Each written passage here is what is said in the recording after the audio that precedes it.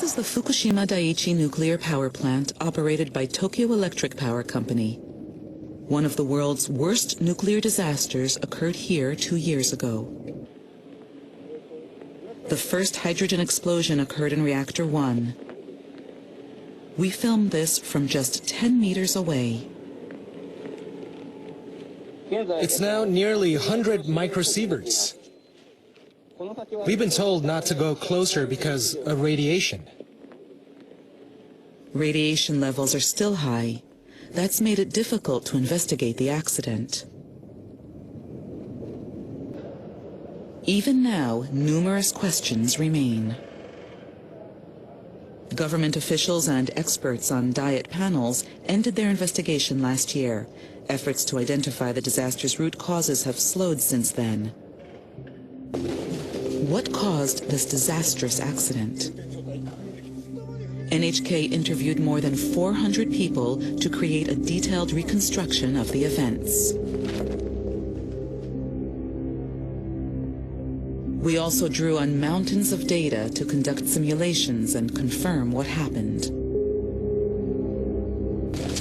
The first core meltdown occurred in Reactor 1. That set the stage for the crisis to expand. The emergency cooling system played a significant role in the disaster. Our investigation found that Tepco missed cues that could have limited the scope of the crisis. I suspected that the environment was becoming extremely tough for the reactor. I sometimes think, wasn't there more we could have done?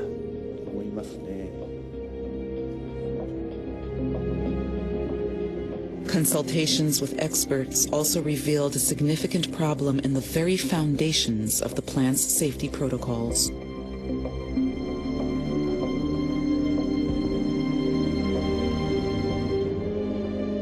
Officials used fire engines to inject water into the reactors as a last defense against a meltdown. But it turns out that much of the water leaked through an unexpected route. Have they really done enough to determine what caused the accident? In communities debating whether to restart idled nuclear plants, some people express doubts. It seems that efforts to pinpoint the causes have slowed. It would be hard to convince citizens to push ahead with pro-nuclear policies without clarifying what went wrong. A series of meltdowns in the reactors at Fukushima Daiichi generated significant nuclear contamination. It's been 2 years since one of the worst nuclear disasters in history, Level 7, took place at the Fukushima Daiichi. The Japanese government is crafting new safety standards that will set the criteria for restarting nuclear reactors. A prerequisite is fully verifying what happened at Fukushima Daiichi. Have officials done that? Before the accident, the government and the utility companies maintained that nuclear plants had foolproof safety measures and that workers could handle any unforeseen events. But the reality was different. A larger-than-predicted tsunami knocked out all power at the Fukushima Daiichi plant. Crisis unfolded inside the reactors all at once. The situation spiraled out of control. The first crisis was in Reactor 1. The cooling system failed, triggering a meltdown. Then a hydrogen explosion destroyed the building. Reactors 3 and 2 went into meltdown one after the next. Hydrogen explosions also rocked reactors 3 and 4. Massive amounts of radioactive materials flew into the atmosphere. This kind of a disaster must never happen again. We saw a need to thoroughly confirm what happened at the scene of the accident. NHK has already broadcast 2 segments in a series called Meltdown, which brought new information to light. Our third segment focuses on cooling the reactors, the only way a core meltdown could have been avoided. First, we look at Reactor 1. Its emergency cooling system stopped right after the tsunami. New evidence shows that operators could have picked up on trouble signs at a very early stage.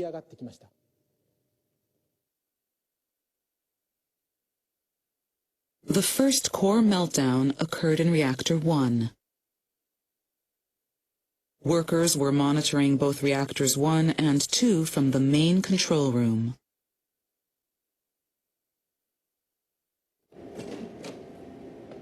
On March 11th, 2011.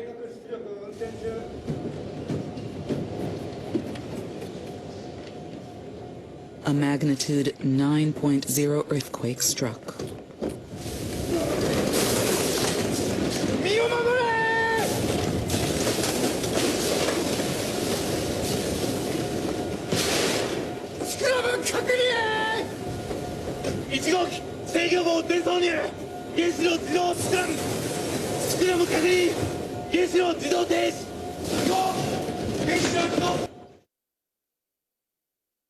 Control rods were inserted into the reactor's cores. This procedure stops nuclear fission and is known as scram.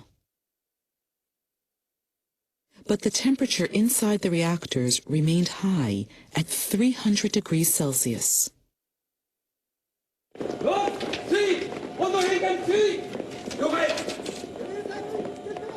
Workers in the main control room had to quickly cool down the reactors. That was the only way to prevent the nuclear fuel inside from melting down. Rapid cooling could damage the reactors, so the operators turned the cooling system on and off at intervals.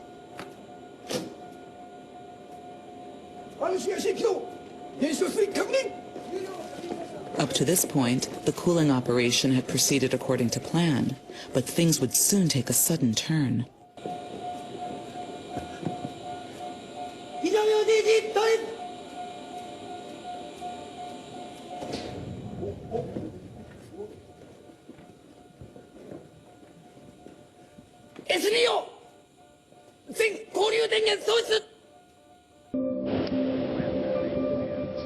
A massive tsunami, more than 13 meters high, washed over the plant.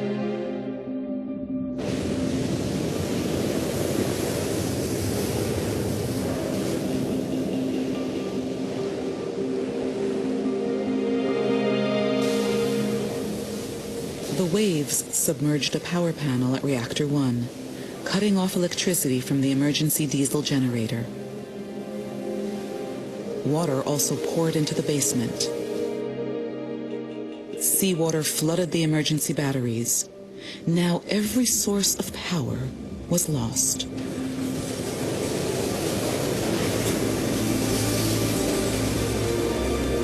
What happened to the reactor's cooling system? Reactor 1 is equipped with 2 isolation condensers for emergency cooling.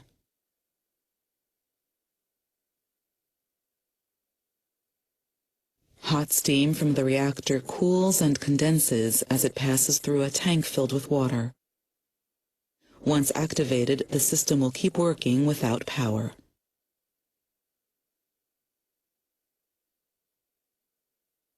But workers had been operating the machinery at intervals.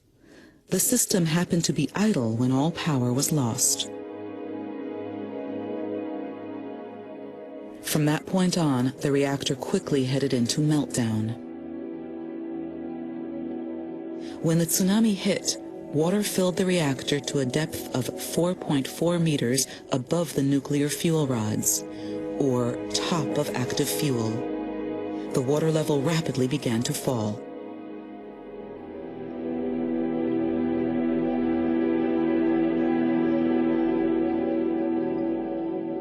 In the confusion, the operators in the main control room did not realize that the isolation condensers had been turned off just before the blackout. They would normally check whether the system was working by looking at indicator lights above the lever. But when the power failed, those lights went out too. Was the emergency cooling system working or not? Operators in the main control room could not tell. 350 meters away in the quake-proof building, a false perception was spreading among officials. They mistakenly believed the condensers were up and running. Plant manager Masao Yoshida was supervising the overall crisis response. At his side was Masatoshi Fukura, a unit leader in charge of reactors 1 through 4. Mr. Fukura, you assumed the isolation condensers were running even after the power outage. Yes, that's what I assumed. I thought they were working. Officials mistakenly believed for quite a while that Reactor 1 was safe. This is a fax sent from the quake-proof building to the Japanese government. In it, Tepco officials report that the isolation condensers were operating about 5.5 hours after all power had been lost.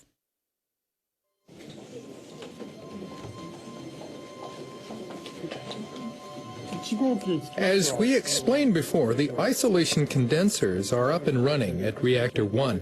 The water level is reportedly within a safe range. But at 9:50 p.m., as government officials held a news conference, Reactor 1 was already on the verge of melting down.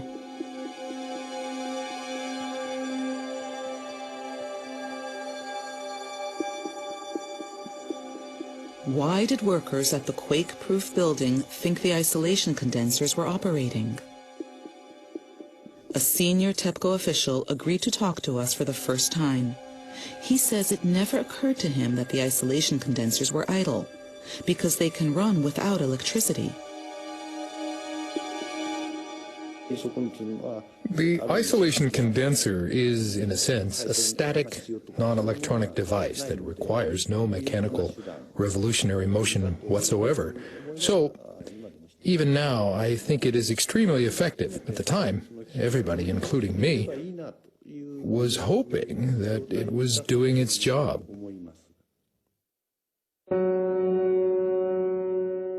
Tepco officials were unable to prevent a meltdown in Reactor 1.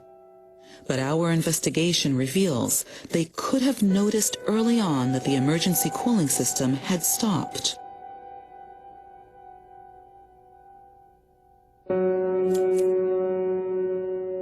At 4:41 p.m., 1 hour into the blackout, the batteries temporarily recovered. Gauges showing water levels inside the reactors came back on. The water level was 2.5 meters above top of active fuel. It had dropped nearly 2 meters in just 1 hour. The rapid drop prompted operators in the main control room to suspect the isolation condensers were not working.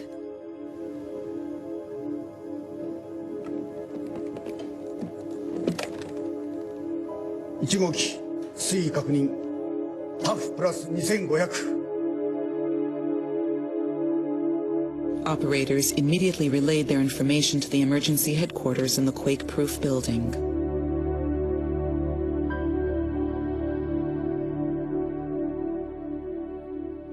In one corner, workers began calculating what would happen to the reactor if things continued at the current rate. This is known as a progression prediction.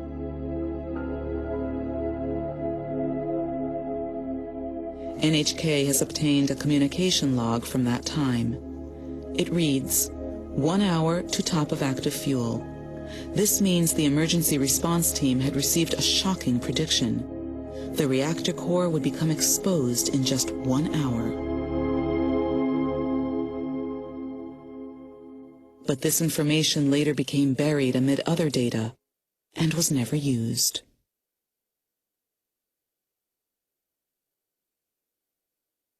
Multiple reactors were now in crisis. Plant manager Yoshida received more and more data.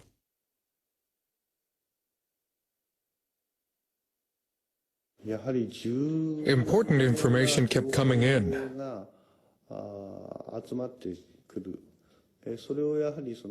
We wanted to make sure the plant manager, the commander, got every bit.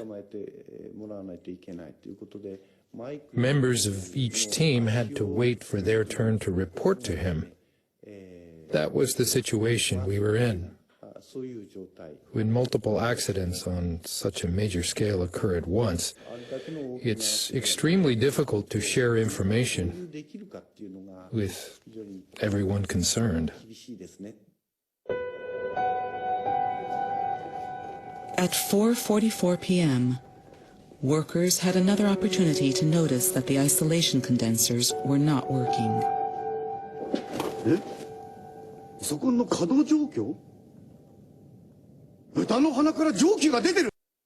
The pig nose refers to two ducts. They allow steam generated by the isolation condensers to exit the reactor building. People began questioning if rising steam meant the isolation condensers were working.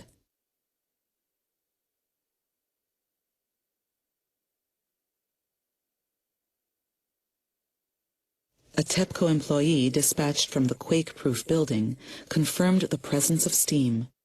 Officials there continued to believe that the emergency cooling system was working. We got reports saying steam was rising from the reactor building and that the isolation condensers were on. That's why I assumed they were running. I thought if they stopped, I would probably be informed. That's the kind of assumption that was going through my head. Workers at the site testified that the steam they saw at the time was faint.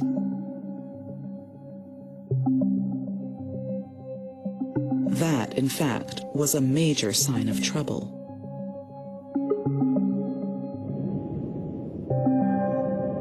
What does steam discharged by a working isolation condenser look like? The United States is the leading producer of nuclear power. The 9 Mile Point nuclear station was built at around the same time as the Fukushima Daiichi plant. Every 4 years, its operators put the isolation condensers through a startup test. They say every worker knows what happens when the emergency cooling device is turned on. When the emergency condensers are initiated, it takes whatever energy is in the reactor and just boils water. These photos were taken 3 years ago during a startup test. Instead of being faint, a thick cloud of steam engulfs the whole building. There's a ton of steam, and it sounds loud. I mean, it's a big rush. So it'll scare you. It'll knock your socks off if you're not prepared for it. U.S. operators say faint steam emerges 2 to 3 hours after the isolation condensers are turned off.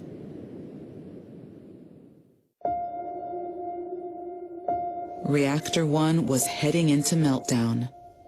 It turns out that the faint steam was a significant sign of the impending crisis.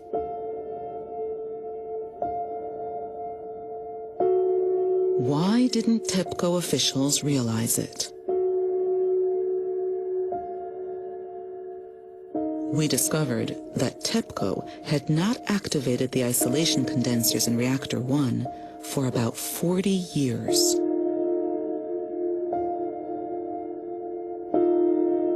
None of the operations staff had ever seen what kind of steam the condensers discharge when they're turned on. I had never seen a working condenser. Any steam discharge was taken as an affirmation that the condensers were active. No one declared that they were idle. I guess we were unable to provide the kind of information to plant managers that would have pushed them to do something. Operators and managers had a flawed understanding of a critical cooling system. Tepco is responsible for the accident. To what extent have officials verified what happened?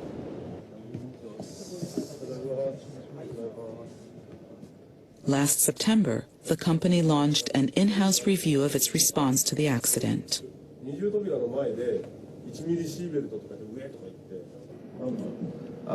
Faint. The faint steam presented operators with a decisive opportunity to notice that the isolation condensers were not working. An internal Tepco panel charged with confirming details of the accident also focused on this information. But people taking part in one meeting we filmed were divided over the significance of the faint steam. Some witnesses said the steam looked faint and still. Doesn't faint suggest they were working? Everyone sees things differently, so the questions of how much steam is enough to say that the isolation condensers were active will vary from person to person.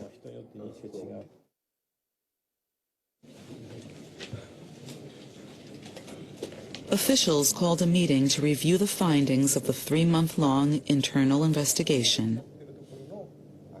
A senior member of the nuclear division concluded that Tepco workers lacked basic technical skills. We are running a live plant. It's a living creature. We must know what kind of creature it is in order to operate it safely.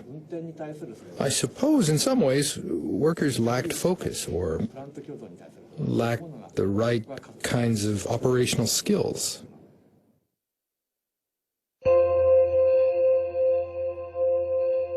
Tepco officials missed a number of critical opportunities.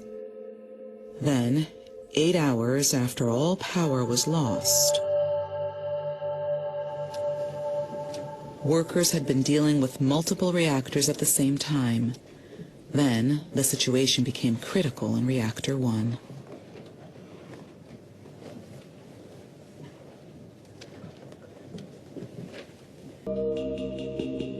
The temperature of the nuclear fuel in Reactor 1 soared and released hydrogen that filled up the building.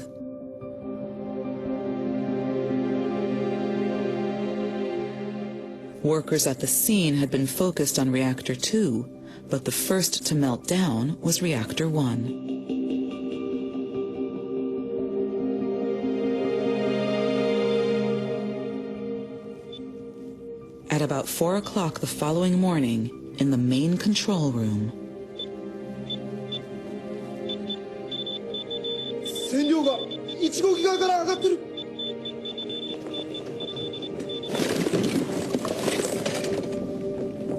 measurements showed an abnormally high level of radiation.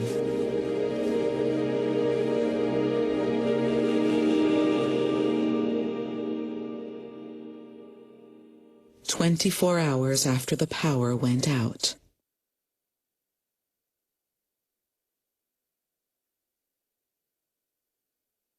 First, a failure in the cooling system caused a meltdown in Reactor 1. Then hydrogen inside exploded. The situation went downhill from there.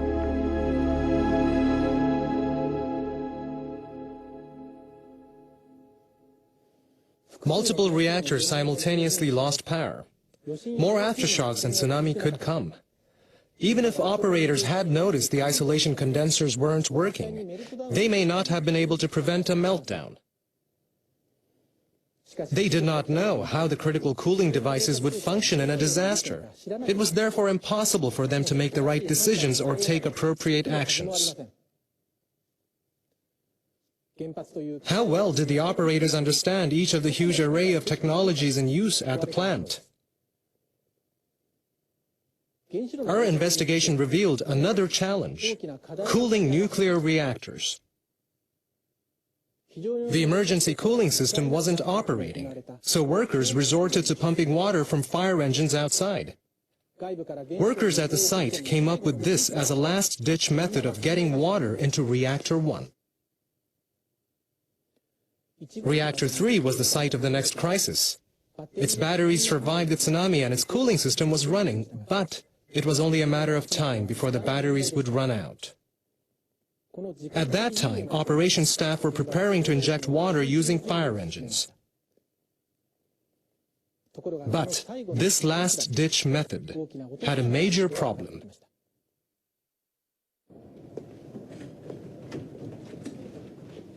In the main control room for reactors 3 and 4,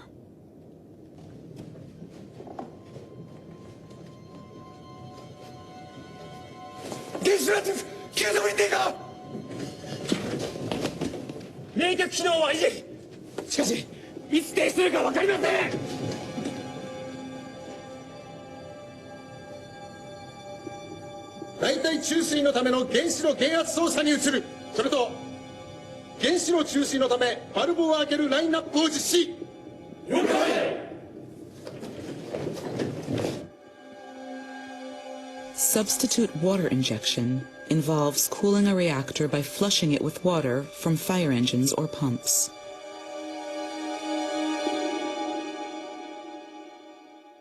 A nuclear reactor is surrounded by a network of pipes. If connected in the right way, they can be used to send water into the reactor.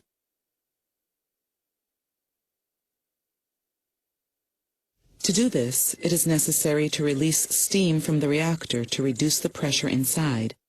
Water can't flow in if the pressure is too high. But the workers had to inject water right away. Otherwise, any water remaining in the reactor could quickly evaporate and speed up the meltdown process.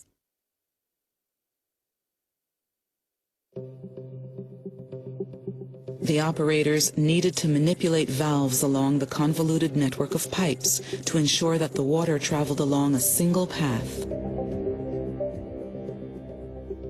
That would allow them to quickly fill the reactor with water and prevent a meltdown.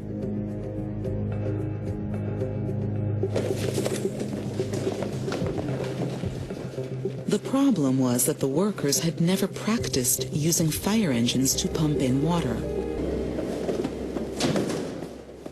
At 9:25 a.m. on March 13th, operators began pumping water from fire engines into the nuclear reactor.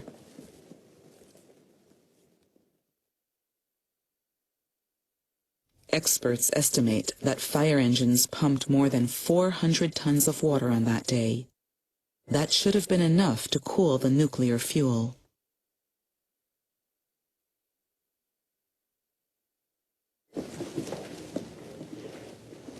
But the following day,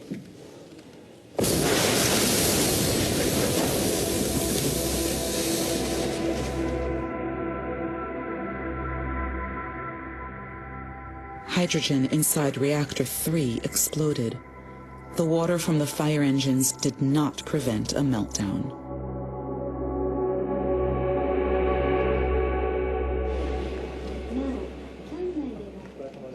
Using fire engines to pump water was a fundamental part of the safety response. Why didn't it work?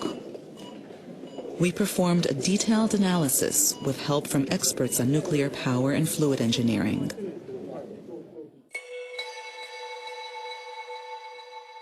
The experts questioned whether there was a problem with the route used to inject water. They homed in on a device called a steam condenser. The steam condensers are outside the injection route. They take steam used for power generation, convert it into water, and then send the water out. Normally, there's hardly any water inside. But 2 weeks after the accident, Tepco officials revealed that the steam condensers contained an unusually large amount of water. The steam condensers seem full of water at reactors 2 and 3. The steam condensers seem full of water. Could water from the fire engines have flowed into the steam condensers? NHK secretly obtained a diagram of reactor 3. We studied the complex piping system along with the experts. Any valves? There's a manual one. I wonder if there were any other outlets. Probably not on the reactor side. One of the experts had worked on designing nuclear power plants. He located a path. It starts with the line. from the fire engine. The single line highlighted in blue is for sending water from fire engines.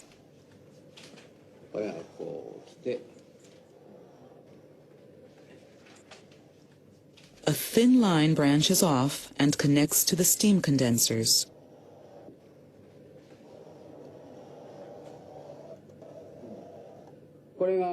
This is the line that leads to the steam condensers. It continues here. But when we take a closer look, The line comes back to a low-pressure condensate pump. before the line reaches the steam condensers, it hits a pump that should block the water flow. From the piping that sends water from fire engines into the reactors, a branch splits off and leads to the steam condensers. The pump sits along this branch. Rotating blades inside the pump typically circulate water from the steam condensers. Under normal conditions, hydraulic pressure from below would have blocked the water from the fire engines. But the pump had stopped working when the tsunami knocked out the power supply.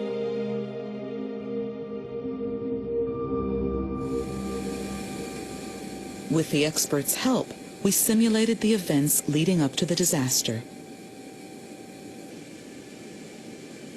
The blue pipes represent the line from the steam condensers. The red one above shows how water from the fire engines would have flowed. The red-tinted water represents water from the fire engines. Normally, the water should stop at the pump, but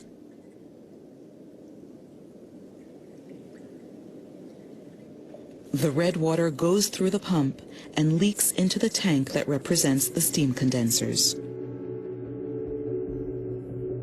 The pump at reactor 3 was not operational. The lack of pressure from below allowed water from the fire engines to pass right through. It then flowed into the condensers, where the hydraulic pressure was lower. The operators had never imagined that the plant would completely lose power. That's why they didn't realize that the water could flow along an alternate route. The pump's failure created a new route. That was a blind spot. No one had thought of this possibility.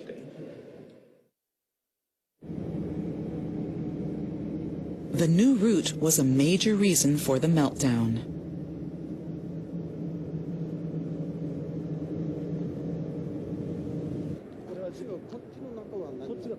Siet in northern Italy is one of the world's largest experimental facilities. It can test high-pressure systems. Nuclear plant manufacturers worldwide use its laboratories.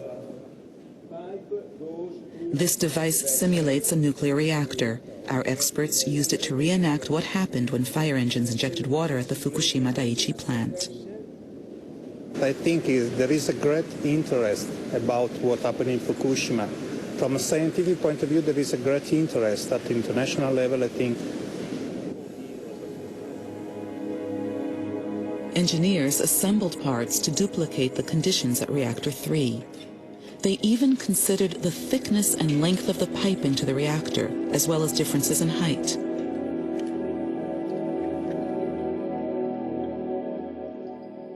To figure out how much water had leaked, the engineers looked closely at the section where the water flow splits between the reactor and the steam condensers. We used a high-speed camera to record their experiment. The horizontal pipe represents the line from the fire engine to the reactor. The vertical one above simulates the leak to the steam condensers. When the fire engines started pumping water, the atmospheric pressure in the reactor was 3.5 compared to 1 in the condensers.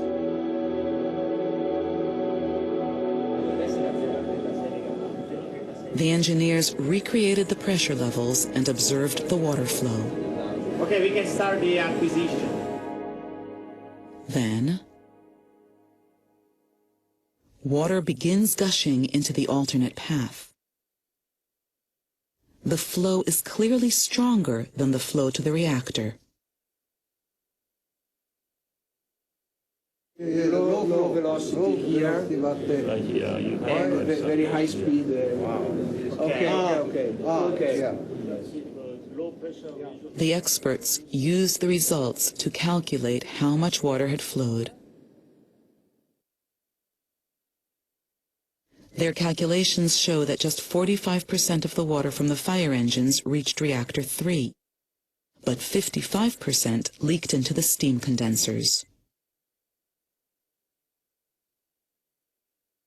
If we need to inject water into the reactor pressure vessel, we need to avoid any leakage in the line. This is an important topic and must be duly investigated. The finding is stunning. 55% of the water pumped from the fire engines leaked.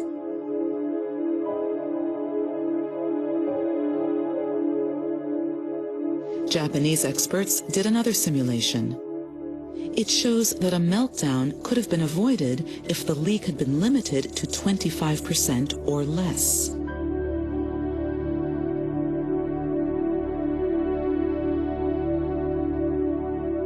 If the water pumped in by the fire engines had made it to the reactor from the start of the injection process, a meltdown in reactor 3 might have been avoided.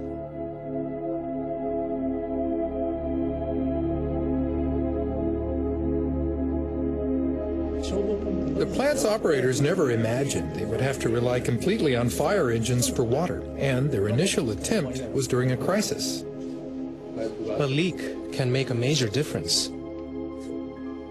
That was regrettable. A real pity.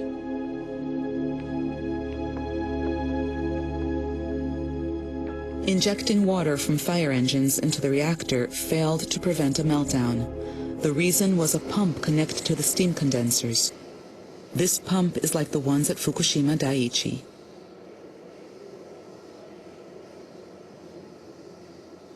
The route that diverted the water gradually narrows. At the very end, the diameter is barely 3 centimeters.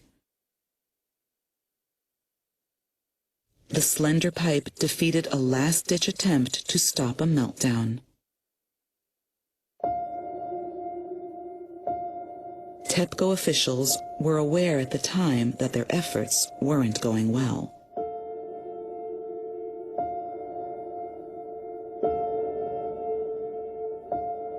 Tepco recorded 806 hours of video conferences among workers trying to contain the crisis. The footage contains a conversation from one of those meetings. The discussion was between plant manager Masao Yoshida, who was in the quake-proof building, and Vice President Sakae Muto, who was in charge of the nuclear power division. Are you saying you've injected enough water to fill the reactor vessel? Correct. So what's happening then? Is there a leak somewhere? As in reactor 1, the water level in reactor 3 isn't rising, even though we're injecting water. This means there's a high possibility of a bypass flow. You mean there's an alternate route? Right.